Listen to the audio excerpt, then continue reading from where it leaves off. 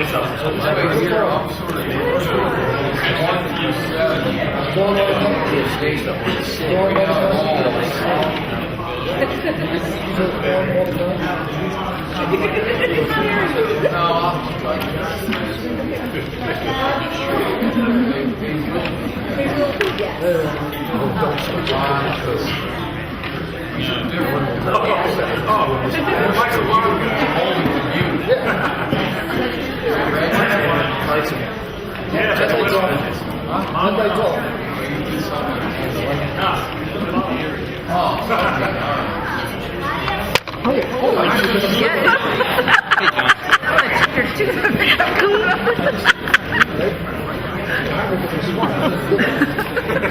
it like right out of the corner of my eye too.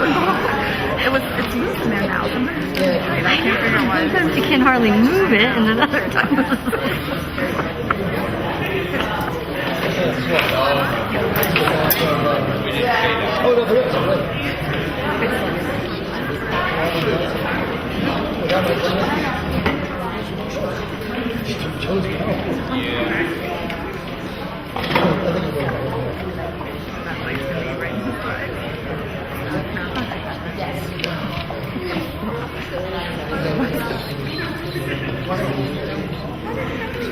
Right. Hold it down, hold it down. It looks all good.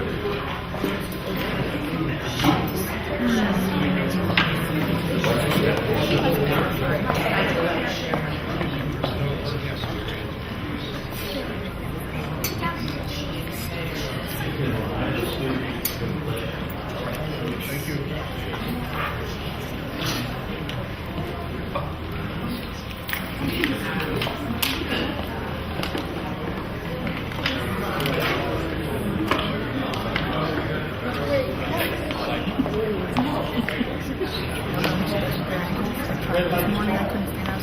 Good. Okay.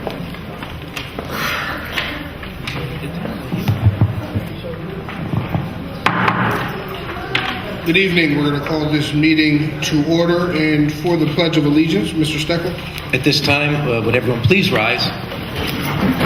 Mackenzie Smith, fourth grade student from Cheston Elementary School, will lead us in the pledge. She is a student leader at Cheston Elementary School, as well as very involved in her school and community. I pledge allegiance to the flag of the United States of America and to the republic for which it stands, one nation, under God, indivisible, with liberty and justice for all. Thank you.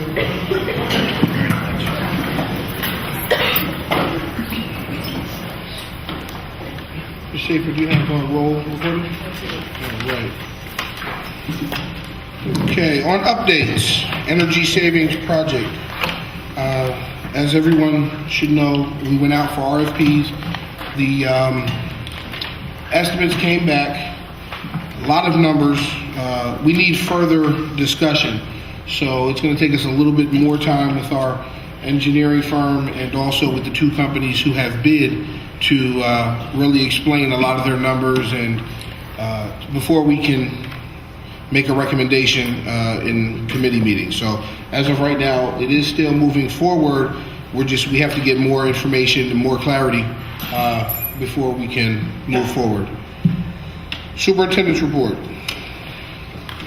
Yes, this evening we have two young men who have reached the pinnacle of success, if you will, in an endeavor in life that many of our young people participate in, and that's scouting.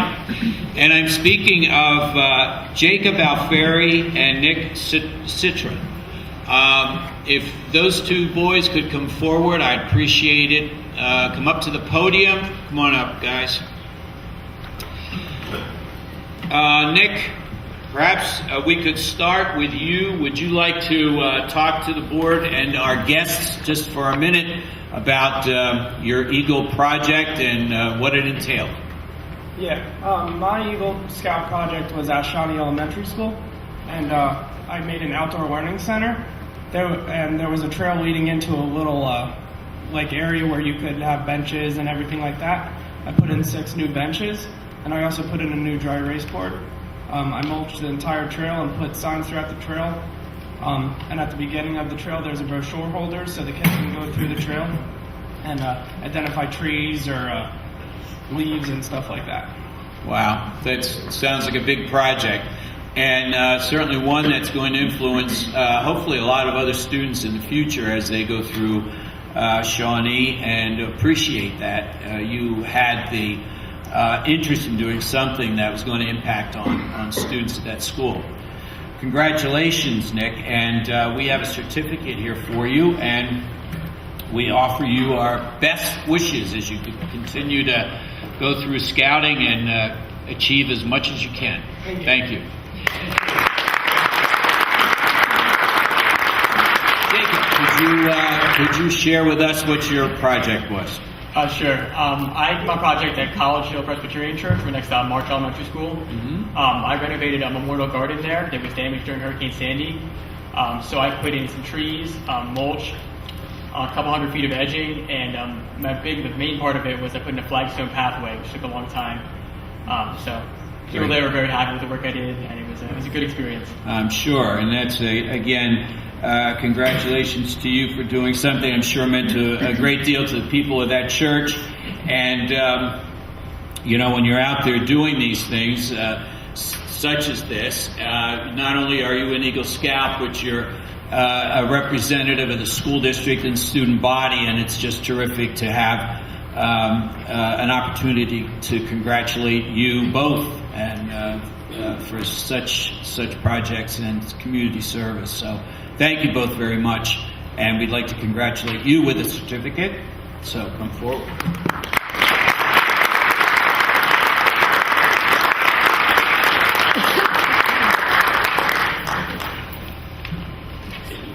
Okay. Thank you, Mr. White. We're going to move to reports. There are no communications. Reports. Mr. Ryder? CIU 20. They will meet tomorrow night. So I'll give you an update probably the next time. All right. Back in January, we had to select someone to go to sit on the public library board. Unfortunately, we couldn't have anyone, or we didn't get to appoint anyone because their meeting times are during the week at 3 p.m. They have asked if we can try again this evening to appoint someone, and they are willing to somewhat make adjustments to their starting time. Is there anyone on the board who's willing to look at what starting times they would be able to move to? Yes, Mr. President. Yes, Mr. Redwood. I need to direct a question to our solicitor. Okay. Solicitor, is there any way we can change that spot on that board to a community member? Can we appoint it out that way, or does it have to be one of us on the board? Do we have any on there?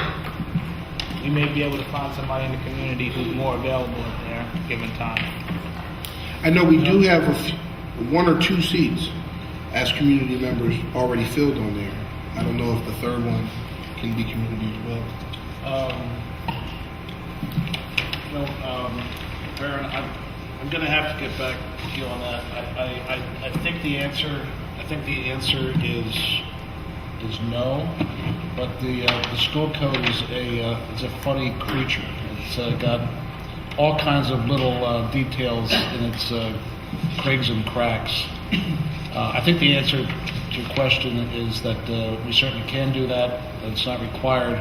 But without actually taking a look at that section again, I wouldn't be 100% confident.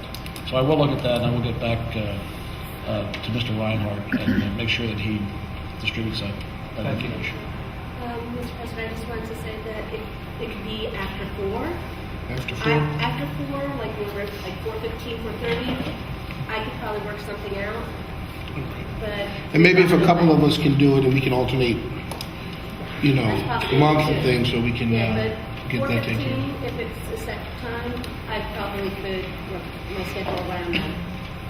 All right. Just let me know what they said. Okay, I will send an email to everybody, and then we can finish from there. Thank you. CIT, Mr. Ryder? I'll bump that to Mr. Vandenberg. So, I think you remember from my last report on CIT, we were talking about our bond refinancing strategy. We went with option number 2. We started that process last meeting. I believe we'll hear again from Ken one more time at the next meeting to hear about the initial processes of the bond restructure. In addition to that, we are also entertaining applications for a business manager. I believe we've got 4 or 5 applications in at the moment. We are still We are still accepting resumes and applications for the business manager position at the CIT. That's all. Thank you.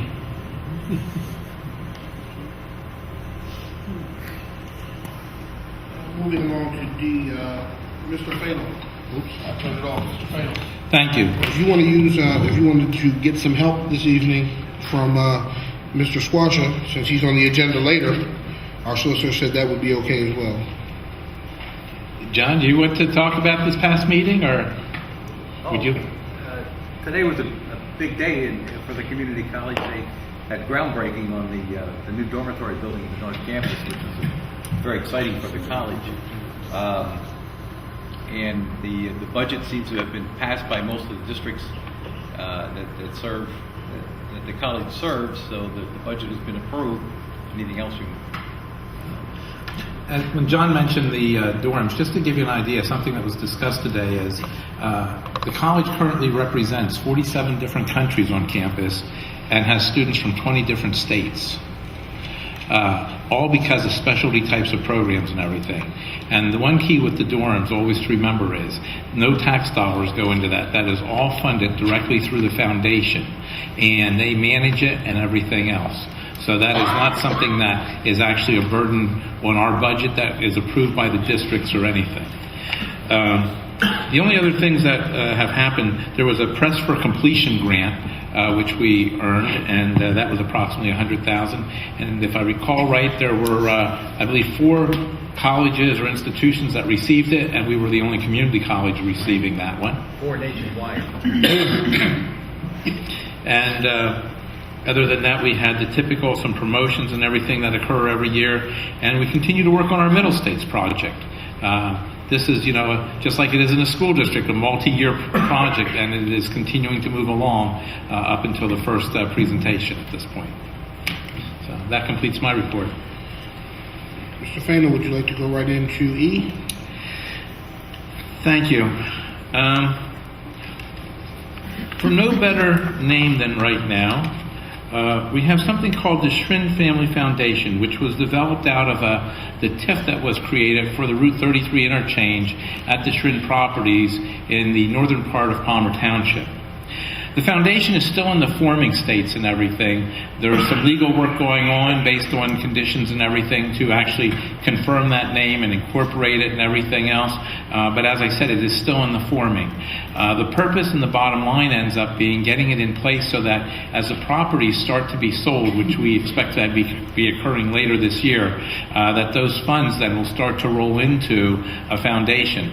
The foundation's job then is to manage those funds for the distribution of programs within the school district.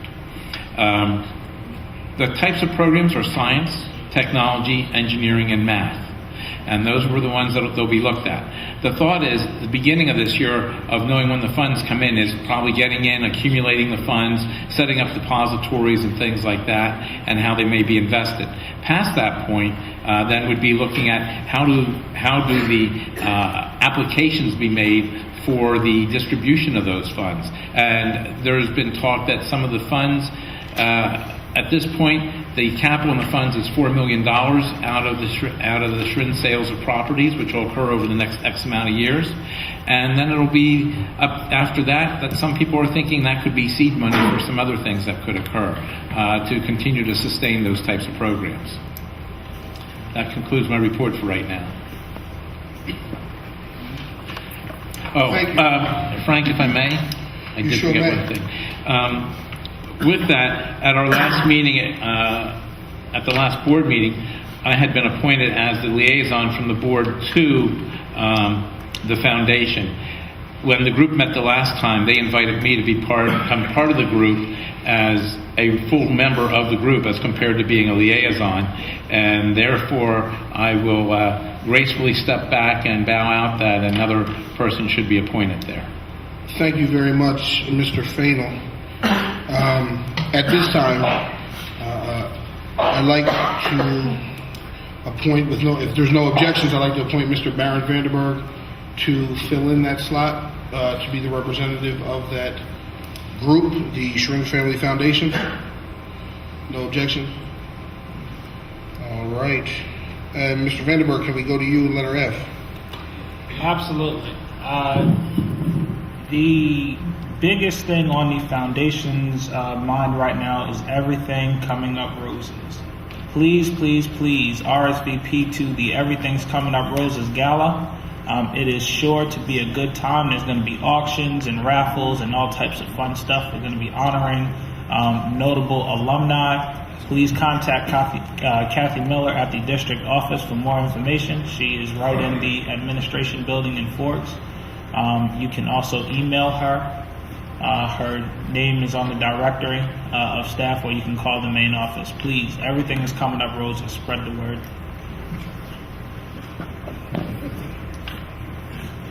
Thank you, Mr. Vanderberg. Ms. Ellison, letter G. Yeah, there isn't anything really new. I mean, they are still debating a lot within the legislation at the state. Basically, you know, PEASers are still being negotiated. All the things that we discussed at the last meeting are still being negotiated. In addition, they are contemplating the legislation that is requiring athletic departments to provide detailed financial information to follow up with sort of a Title IX issue. And that's being contemplated as to whether that's necessary to have that detailed athletic information or not. So other than that, things are continuing on at the state legislature. Thank you, Ms. Ellison. H, our student representative, Mr. Cuck. Yes, as always, president of our student council, Caitlin Rodriguez. Caitlin. Hi, good evening. Currently in the high school, student council is focusing on many community service projects. This week we're taking sign-ups for a blood drive that's hosted by the American Red Cross, and we also just collected volunteers for the track and field Special Olympics, which will be held at Liberty. The National Honor Society also just hosted a mini-thon at our high school. They raised over $12,000 for pediatric cancer. The senior class is preparing for prom, while the other classes are fundraising and planning a dance. We hope to have a fun egg hunt activity for the students before Easter. And that's about all for now. Thank you. Thank you. Next, letter I, PTA, is Dr. Gill. Here you are. I didn't see you. No, I'm hiding. Can you hear me? It's on? Yes. Okay, great. Well, across the district, elementary PTAs are wishing 3rd and 4th grade graders success on their PSSAs. Cheston, I have quite a few updates from, everybody wanted to let you all know what they're doing right now. So Cheston finished up its spring book fair and is preparing for a buy one get one book fair in May. Other upcoming events include a spring sportswear sale, teacher appreciation, Cougar Day, and an ice cream social. Tracy wanted to say that they recognized Mr. Steckel at their last PTA meeting for his 7 years of service as the principal of Tracy Elementary. Students, parents, and staff were present and spoke highly of the dedication, commitment, and leadership that he has given to the Tracy school community and the Easton School District. Tracy's Got Talent is this Friday, March 28th at 6:30 with over 50 performances from 70 students. Preparation, get your seats early. Preparations for their school garden are underway. 3rd and 4th graders are preparing seedlings that are going to be planted in the next week or so into the garden beds, which means spring is really coming. March is hoping to host a meeting with regional school directors and superintendents as a follow-up to their last one in late April, early May. The first one was very successful, and I think other schools are modeling after that one. They're also having a K-4 dance in April. The high school PTSA has asked me to announce that they are beginning to plan the post-prom event for May 31st into June 1st. They're asking for volunteers and donations. I'm going to give you an email address. Suzanne Conover is the point person on this. Her email address is Suzanne, Suzanne, Conover, Conover, @rcn.com. So you could contact her if you're interested in knowing more or volunteering or anything like that. Easton Middle School, the field trips for students are in final stages of planning, with 5th grade going to the Iron Pigs Education Day on May 12th and 6th grade going to Dorney Park Education Day on May 9th.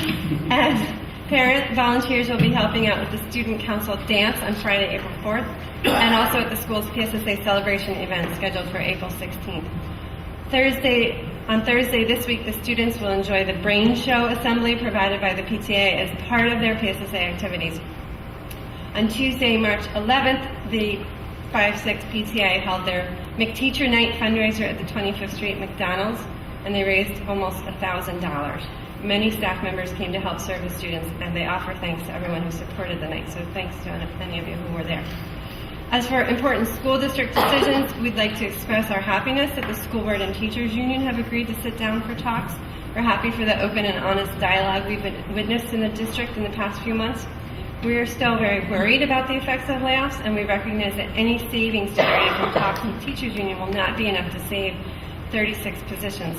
We encourage a 3-pronged strategy, the first being this meeting with teachers, the second being generation of revenue through the referendum exceptions, and finally, realistic planning for the future, already underway.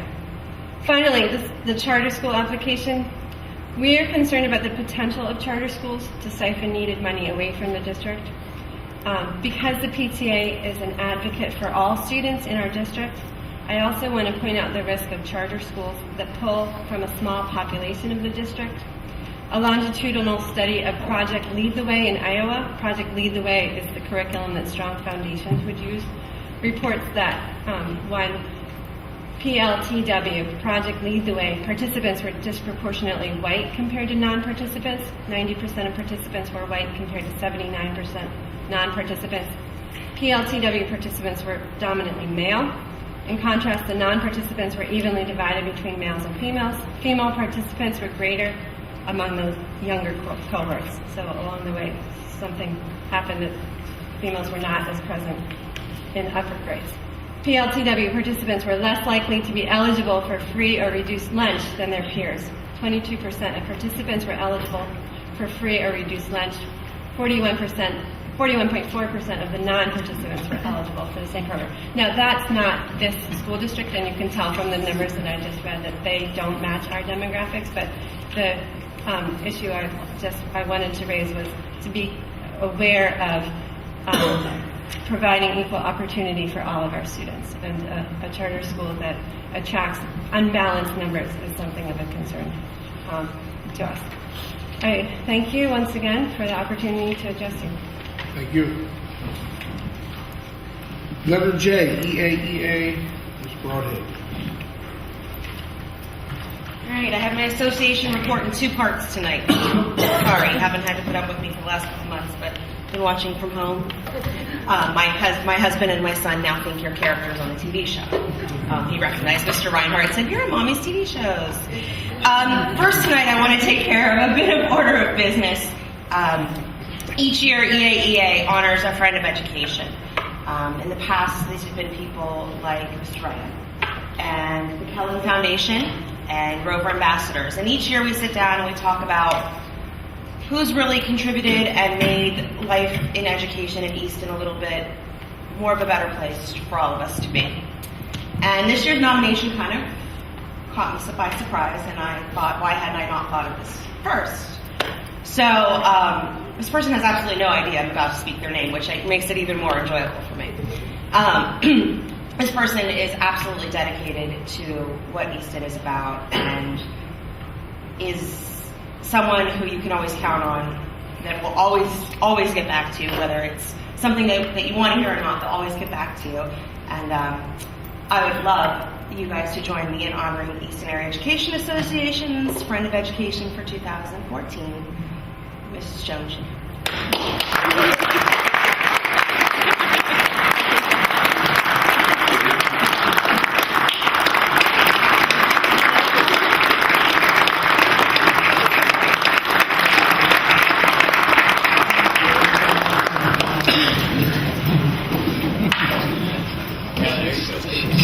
I love that she had no idea, because and you guys didn't even know. So Joan is always someone who's willing to give and do whatever it takes, and you will be honored at a banquet later in April, and I'll be getting you all those special details, and thank you for all that you do. So yeah, that was a happy one. On Friday, I got to spend some time with Mr. Pinnabone and Mr. Reinhardt. Mr. Pinnabone announced that the association, the board, and the administration are going to be sitting down and entering into a dialogue that will best address the financial and education position of the district. This comes after a lot of meetings with association leadership, central administration, and both the board, president, and vice president. So thank you guys for doing that with us. I've kind of been asked why now, and I've spent some time trying to figure out how do I answer that question. I think that there's a lot of key players in this. There's a lot of people playing a role, the board, the administration, the community.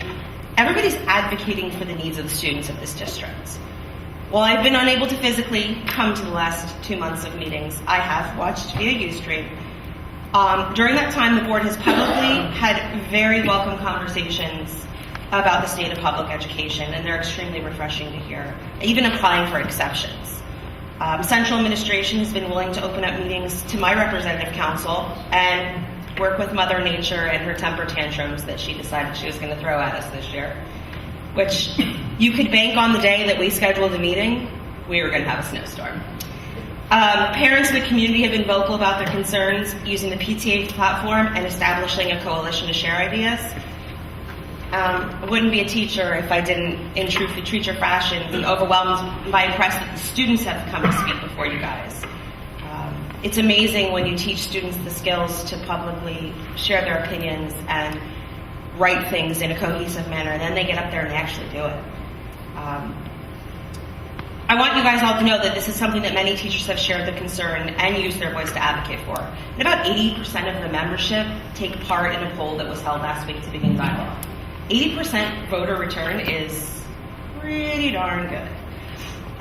We have a lot of work ahead of us, and no one believes otherwise. But I hope that we can collaboratively continue positive, respectful, honest, and open conversations to best impact the long-term outlook of the school district and the best interest of the community. Thank you. Thank you. All right. Standing committee reports. I'm sorry. I will state that letter K, Ms. Helen Jones has nothing to share today, so that's why I skipped her. We already had the discussion. If there are no objections with the standing committee reports, we're going to go to number 7. Is there any public who would like to be heard on agenda items only at this time? Agenda items? Mr. Anderson? No? I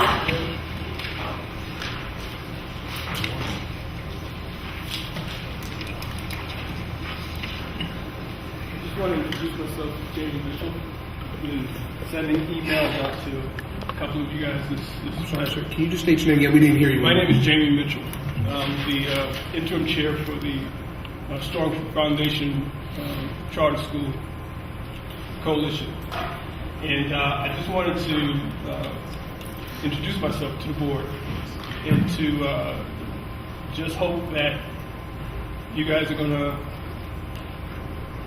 I guess, not listen to so much to the press that was going on this last couple of months on all the nonsense that was being shared between the public and the news, but to really look at the facts and the data that we're trying to essentially help some of the students, some of the kids in the area.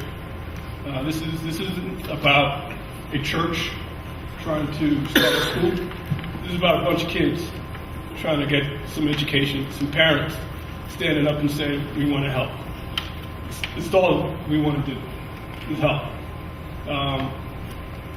So I hope that you guys vote your heart, vote the facts, and not just vote based on what you hope is an issue, but really deal with the core issue of trying to figure out how to help these kids now versus trying to deal with these kids these young people, men and women, 20 years from now when we are trying to figure out what happened. We got to make the choice now. Thank you. Thank you. Thank you. Mr. Mitchell, can I just ask you, can you sign in if you didn't, please? Sure. Thank you. Is there anyone else from the public who would like to speak regarding agenda items? I think Ms. Gilligan put it in her pocket on the way out. She just put it back. It's all right.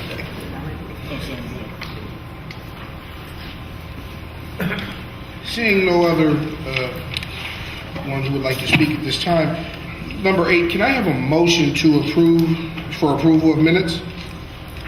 Motion. Can I have a second? Second. Any discussion? All those in favor? Aye. Opposed?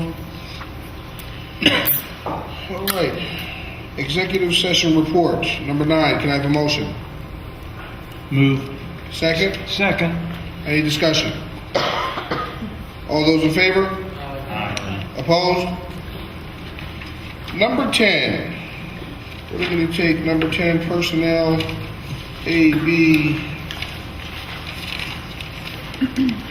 down through J. Can I have a motion? Can I have a second? Discussion? All those in favor? Aye. Opposed? Number 11, academics. We're going to look at A, B, and C. Can I have a motion? Motion. Can I have a second? Second. Discussion? Yes, I would just like to take this opportunity to thank the PTA, because when I go through the field trips, you are always supporting field trips. And for some of our kids, they're never going to get to these places. And I appreciate your endeavors to do this from a financial standpoint and from an educational opportunity standpoint for our children. I think it's fantastic, and I fail to do that. I go through the field trips, I look at them, and I see, where we support this and support that. But when I look at Crystal Cave this time, you mentioned the Iron Pigs, various things where kids have opportunities they don't necessarily have. And I appreciate that, and thank you, and thank the PTA for me. And support. Thank you, Mr. Ryder. Any other discussion? All those in favor? Aye. Opposed? All right, we're going to take number 12, buildings and grounds, all the way through and including number 13, finance. So we're going to take all the buildings, grounds, and finance. Can I have a motion? Motion.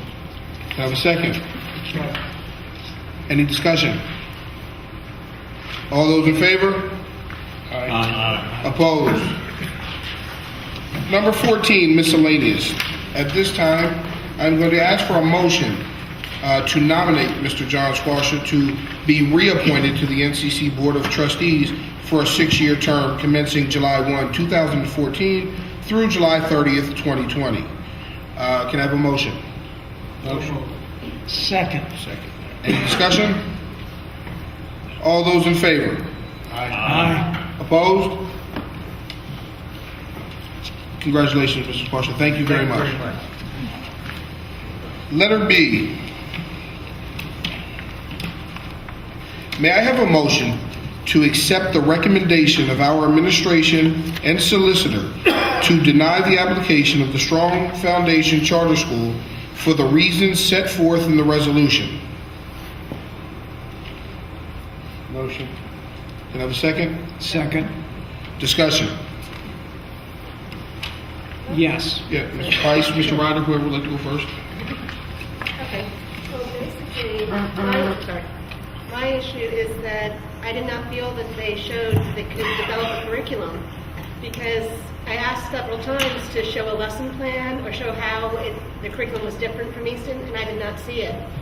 They didn't seem to be able to tell us what makes them different in a curricular way. Okay. Thank you. Mr. Ryder. Yes. When I look at charter schools and doing a little bit of research on it, it obviously needs to be something different and unique in the educational perspective. As the presentation was made to us in a public forum, I heard STEM, our STEAM, adding arts to STEM, knowing that we had a STEM program in the elementary and secondary schools. And I kept writing down, what is the difference? What is the difference? There was no comprehensive curriculum. I can say STEM, I can say STEAM, but you have to break it down further than that. But I didn't see any uniqueness. I didn't see the difference. And I think that was in looking at it, saying, I would probably vote against it.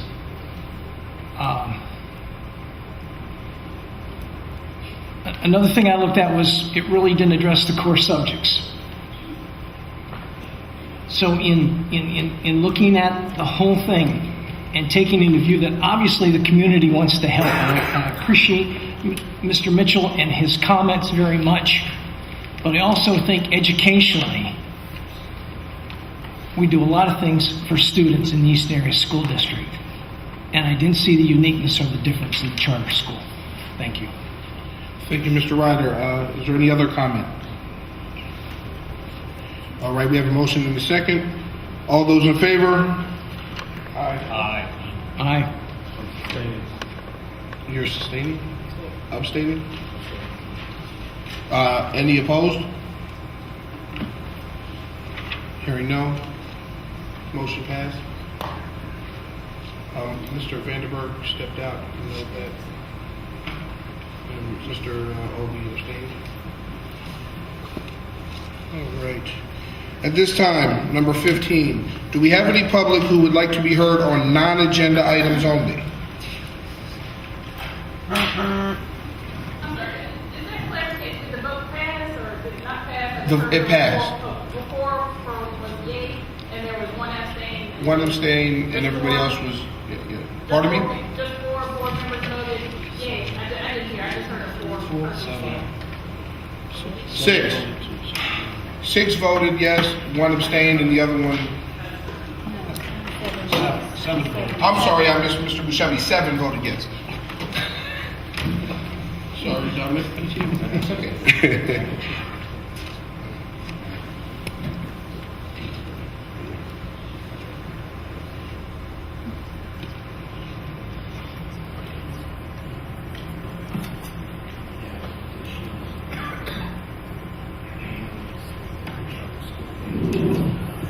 Just for clarification, our superintendent wanted me to clarify, the vote that was just passed was to deny the charter school application. Okay, I'm Scott Sweeney. I'm part of the 5th grade band in Eastern Area Middle School. I've been to the last 2 January and February meetings, and I've talked about lessons or things that connect to lessons. But today I'm going to talk mostly about lessons and why they're special to me. Lessons, they make me a good player, obviously, because if I didn't have lessons, I wouldn't even know how to play the instrument, how to tongue, the basic notes. And so also, if I had no lessons, I probably wouldn't practice, because I wouldn't, like I said, I wouldn't know what to play and how to play the basics. With lessons, they're really fun because I get to know people who also play clarinet, and then they become my friends, and lessons, I get to play clarinet with my friends, and in lessons we encourage each other, we help each other along, and we do many other things, but that's just a couple examples. Instruments, if you play an instrument, I think that they're good for you and you get better grades, and that's what we want, especially this week, PSSA week. we with the lessons we can practice our band music or concert music, and we'll be able to get better with it once we go to band, and it wouldn't sound as good as it is if we were just given the music the night before and we didn't practice it. And so mostly what I'm saying is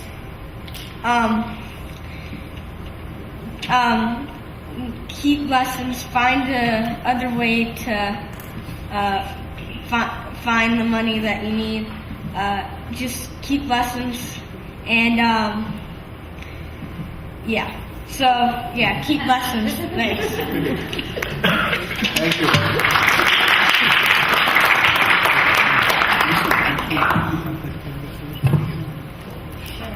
End of our meeting? Thank you. Listen, make sure we'll take your name off there. We'll get you next week, okay? You agree? Now, just to tell the board, this gentleman has come to our board meetings numerous times to speak up of what he feels is important.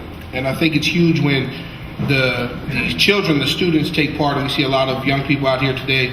And I hope you guys continue to come out and voice, your concerns. I have a meeting at Palmer with a couple children on the 27th who wrote me, and they want to discuss the budget with me. So I'm going to Palmer Elementary School on the 27th at 3:30 to discuss their concerns. But I asked the young man if he will come to our next meeting and play the clarinet to open our meeting, and he has agreed. So he will be at our next meeting to play for us. Thank you very much. I just wanted to piggyback what Mr. Sweeney just said. A couple weeks ago, the Easton High School Jazz Band participated in a competition at Steel Stacks. Mr. Freund was there, and it was a lovely evening. But it will be airing on WFMZ this Saturday night at 8 o'clock. The winner out of six schools wins an opening act for the Cherry Poppin' Daddies, and they also get a master class with them. So this is the proud parent in me as my child participated in it, but it was an amazing night of music. I was floored by the amount of sounds that these kids were able to produce. Thank you for playing so well. But Saturday night, 8 o'clock, WFMZ. Thank you. Thank you. Mr. Anderson. Thank you very much, Mr. President. I think you just voted your brains. But question. A young teacher friend of mine living in Easton was yapping about daycare for her little toddlers, and I understand her point of view. And then she started to beam with, of course I'm going to be sending them to the Lehigh Valley Charter School next year for all-day kindergarten. And I want to remind you that I think it is despicable and unjust that you pay for all-day charter school kindergarten when you cannot afford it, nor is it possible to enroll in it here. I know there's a BEC that says you're required to do that. But Harrisburg can write BECs all day long, and the Supreme Court doesn't necessarily agree with them. And I think the moral high plane is, if we can afford it, then we pay for it. If we can't afford it, then you can't get it someplace else just by signing up for it. And I would encourage you to throw the appropriate legal forces into action to defend it. It's the morally right cause and the economically right cause. Mr. Pinnebaugh, the world's changed a lot in the last 60 years. When's the last time you bought gasoline for 19 cents a gallon? Never. Okay? Right, well, I know that in your case. Okay? When's the last time you bought a Chevy 4-door for $1,499? $1,499. When's the last time you hired a teacher? Good one. For an annual salary of $1,600. Now, those were the good old days, right after World War II. The minimum wage at the end of the war was 40 cents an hour. In 1950, it went up to 75 cents an hour. In 1950, you negotiated an agreement with the Easton Housing Authority for something. I don't know what it was. Inflation has gone up approximately 850 to 1,000% since then. But the problem is 850% times nothing is nothing. And you agreed to essentially nothing back in 1950. You were behind the sewer authority in terms of what you got. If you own a home and you don't pay your bills, you get a lien, interest, and a few other problems. But the terms of your agreement with the housing authority were no liens, no interest, no penalties. Whether they paid their bills or not, I don't know, because apparently they didn't. And back in Dr. Volcano's day, you negotiated a flat annual fee, which was still almost nothing. Then in 2010, under the auspicious leadership of one of your prior business managers, you renegotiated it back to the old terms, which is something like 5.6% of nothing. Now, how do you run a school district on nothing? You can't do it. You're laying off teachers, you're short books, you've got all kinds of programs that are being compromised because one of the largest landlords in the city is putting nothing in the pot. Now, let me put it in perspective.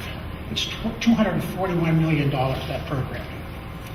If somebody came down from the sky and naively took no financial incentives, no tax gimmicks, no nothing, and put up a $241 million project of diverse homes, apartments, senior citizen housing, what kind of tax revenues do you think you'd get? Mr. Simeon, you and I could agree pretty quickly. New construction is assessed at about 50%. Existing construction on the common level ratio is about 40%. And you've got 60 mills, more or less. That would suggest between $5 and $7 million would be the tax revenue from a commercial project by people without gimmicks. So take your 5 or 6 or 7 million and compare it to nothing, nothing, nothing. They're not doing anything wrong. You let them do it. I think it's time for change because in 60 years the world has changed. And one of the problems is they get all kinds of beautiful, fancy investment tax credits that weren't there. They're laughing their way to the bank. I know how to do it. I did some of those deals. The point is, times have changed. You need to change your tax base to get other people contributing something akin to their fair share, so you can do the job that you need to do. But you can't have people doing nothing. And I'm not talking about the residents. I'm talking about the highly paid administrators, highly paid investors, speculators, developers, whatever word you want to attach to. They've done their job too well. Time to do yours. Thank you, Mr. Anderson. Yes, sir.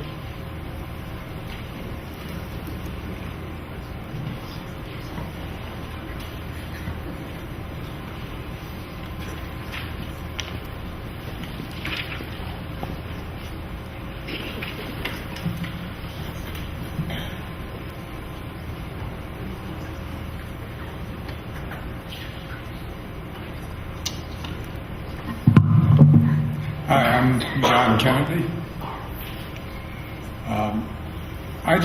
I'm going to be gone next month, so I thought I'd get up and say a couple of things today. I'd like to congratulate the board, the staff, the teachers on the openness of your deliberation and the spirit of compromise that you've shown in recent weeks. It was a beautiful picture in the newspaper. Was indeed.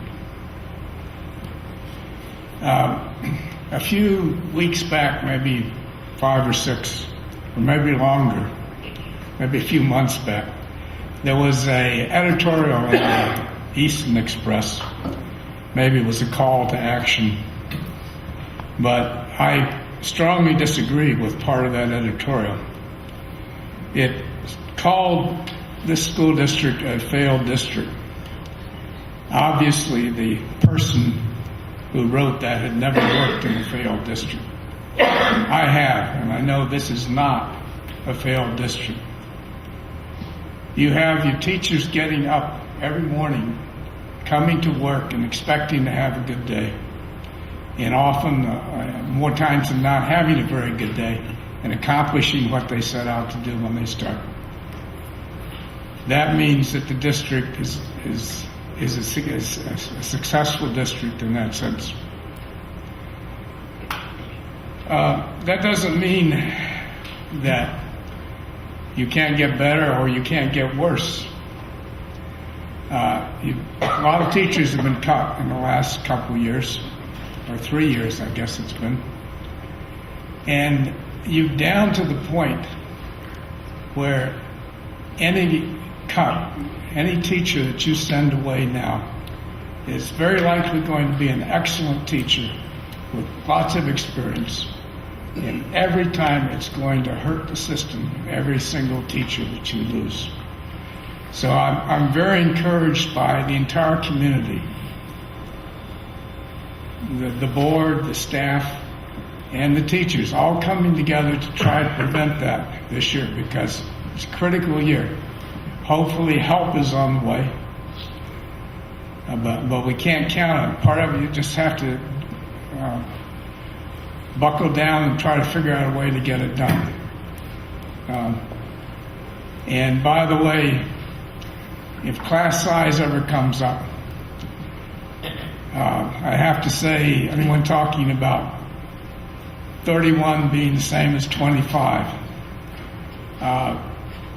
as it's been a while since they've been in the classroom or they've never been there, because the things are not the same. Thank you very much. Thank you. Mr. Kennedy, I'm sorry. Did you get a chance to sign in? Thank you. Anyone else from the public who would like to speak regarding non-agenda items?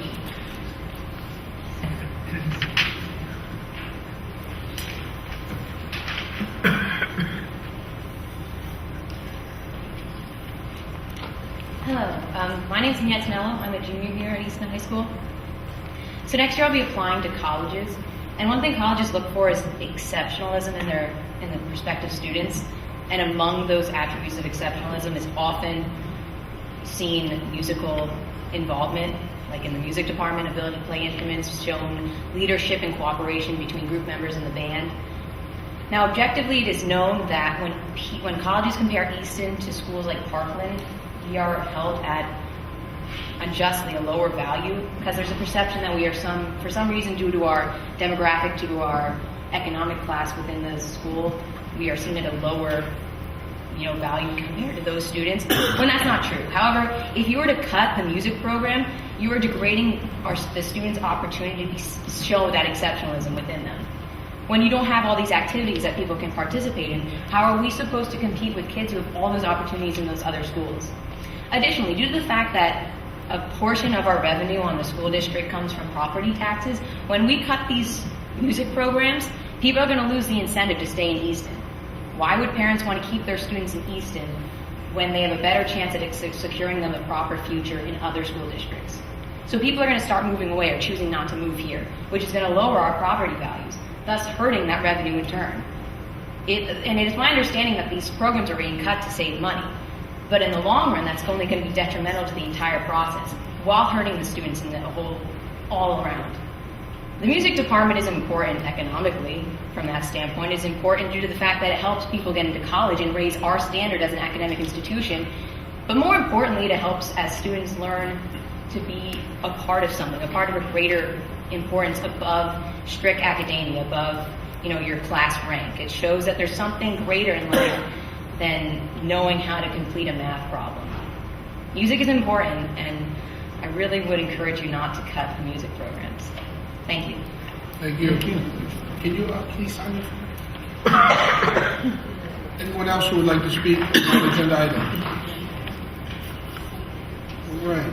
Seeing none, we're going to go to number 16. Is there any other business from board members at this time? Yes. Just very brief. On the retirements tonight was Dushka Nikola. And I think last time was Charlie Brinker. And I had an opportunity as principal and as guidance counselor to work with both of those individuals for several years.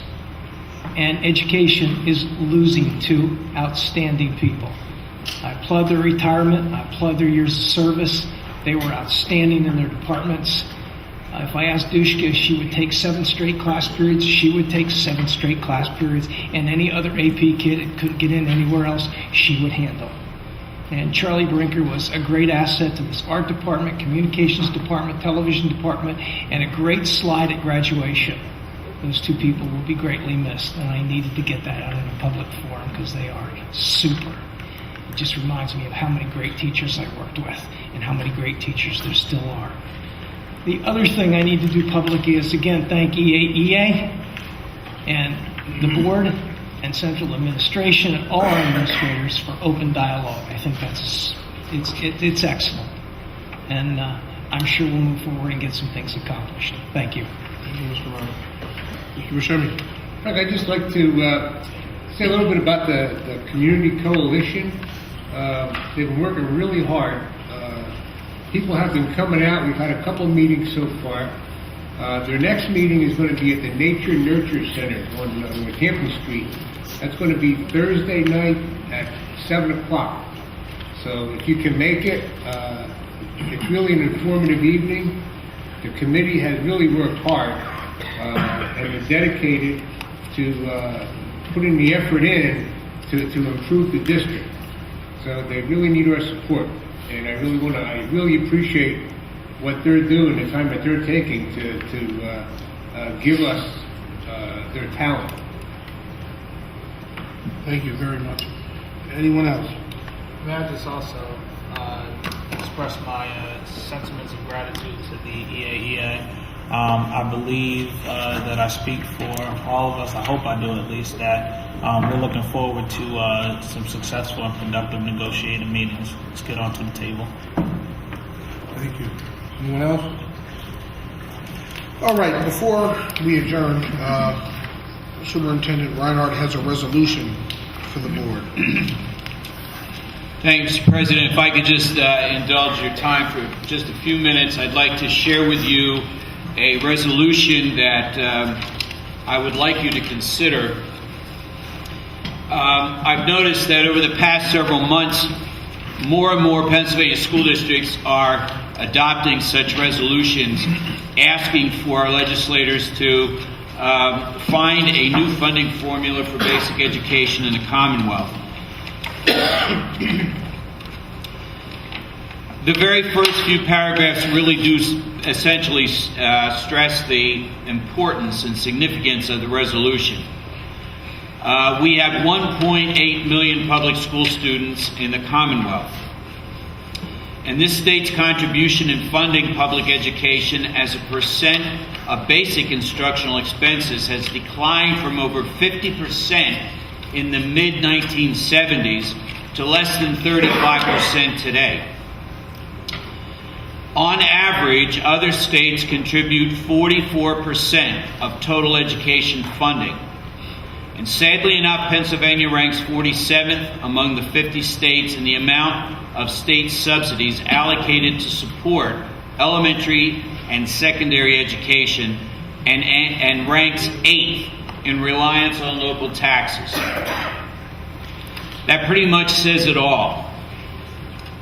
As I mentioned several times, I've been in this business 42 years, and one of the most discerning things about my experience is that no one seems to have the courage to want to attack this inequity and this problem that has continued to plague school districts throughout this period of time.